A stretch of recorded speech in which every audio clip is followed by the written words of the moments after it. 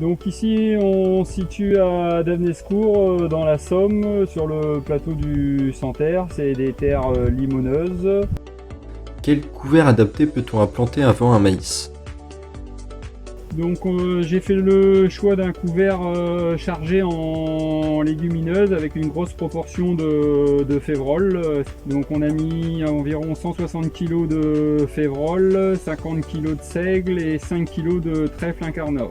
Semé au 15 septembre par un passage des chômeurs à disque indépendant. Donc l'objectif du couvert de févrole, c'est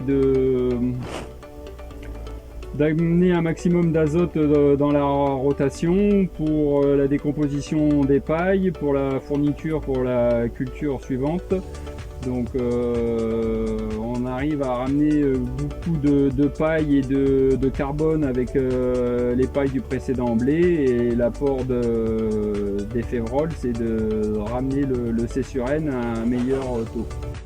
Mais alors comment gérer la destruction du couvert végétal? Le couvert donc a été détruit 3 jours avant le semis par un passage de glyphosate à 2,5 litres. Suite au semis, on pratiquera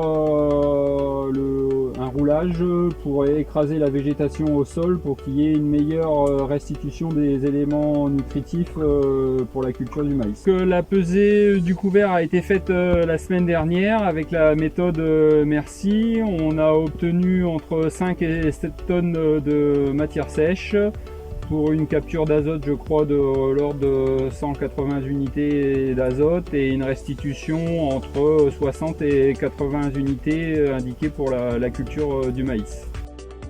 Mais alors quels impacts le couvert peut avoir sur les ravageurs et sur la culture qui va le suivre? Donc au niveau du couvert vivant, c'est un avantage et un inconvénient par rapport aux ravageurs pour les limaces. Donc le fait qu'ils soient vivants pendant toute l'année, ça permet un peu leur développement. Par contre, de le laisser vivant le plus longtemps possible et faire une destruction juste avant le semis, c'est qu'il va rester du couvert vert pendant la durée de levée du maïs, et donc les limaces devraient continuer à se nourrir de la végétation en place. Donc pour sécuriser, aujourd'hui j'ai décidé de mettre quand même 3 kg d'anti-limaces. Comment adapter les modalités de semis d'un maïs sous couvert végétal? Donc on a décidé de mettre en route les semis de maïs au 15 avril, ce qui est une date assez précoce pour la région. Généralement c'est plus vers début mai. Les conditions ont été réunies avec un sol suffisamment essuyé, le couvert largement assez développé et une température au sol aux alentours de 10 ou 12 degrés, ce qui est la température nécessaire. Au niveau de la densité, on est à 100 000 pieds au mètre carré, c'est la densité moyenne de la région, ça va de 80 000 à 110 000 en général, mais là en limon, je me suis limité à 100 000 pieds. Les variétés, c'est 3 variétés différentes avec un indice environ de 260 à 280. Deca Expansive, Jaguar et une nouvelle variété, Farello. Cette pratique de semis sous couvert végétal requiert un semoir adapté. Pour le semis, nous sommes équipés d'un semoir combiné à un strip-till.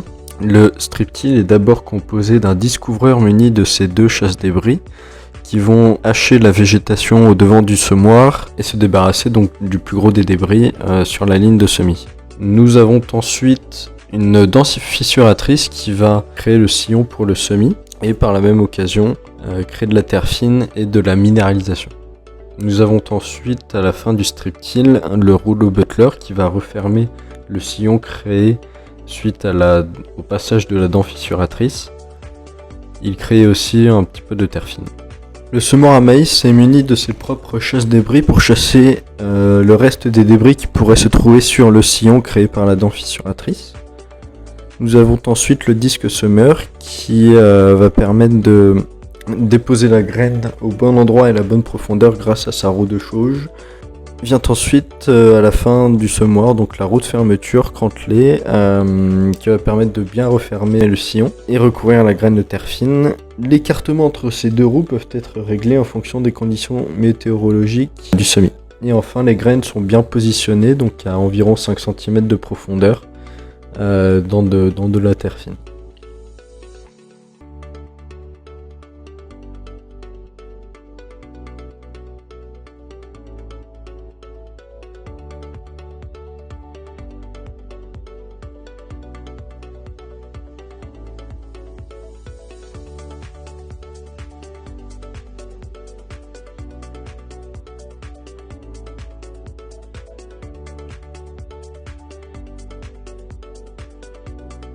Donc l'objectif des couverts vivants, c'est de produire un maximum de biomasse. Le maïs est une culture de printemps qu'on sème assez tard, donc entre septembre et le 15 avril, ça nous laisse un laps de temps important pour produire un maximum de biomasse. Donc il faut semer le couvert quand même assez dense en févrole pour avoir une belle production de biomasse. Ça permet d'avoir une terre grumeleuse et fine et d'avoir une structure pleine de racines.